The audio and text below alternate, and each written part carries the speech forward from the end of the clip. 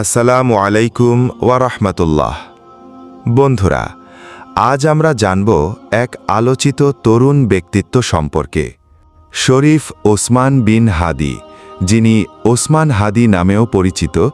জন্মগ্রহণ করেন ৩০ জুন ১৯৯৩ সালে।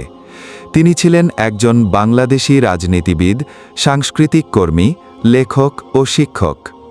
জুলাই গণ অভ্যুত্থান পরবর্তী সময়ে গঠিত রাজনৈতিক সাংস্কৃতিক সংগঠন ইনকিলাব মঞ্চের মুখপাত্র হিসেবে তিনি পরিচিতি লাভ করেন।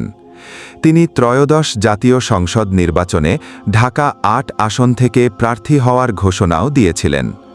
জুলাই শহীদদের অধিকার রক্ষা, বিভিন্ন রাজনৈতিক ইস্যুতে সক্রিয় ভূমিকা এবং নিজের আদর্শ নিয়ে কাজ করার কারণে তিনি আলোচনায় আসেন।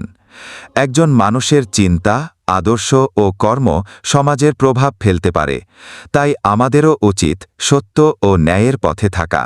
এবং আপনারা হাদি ভাইয়ের জন্য দোয়া করবেন।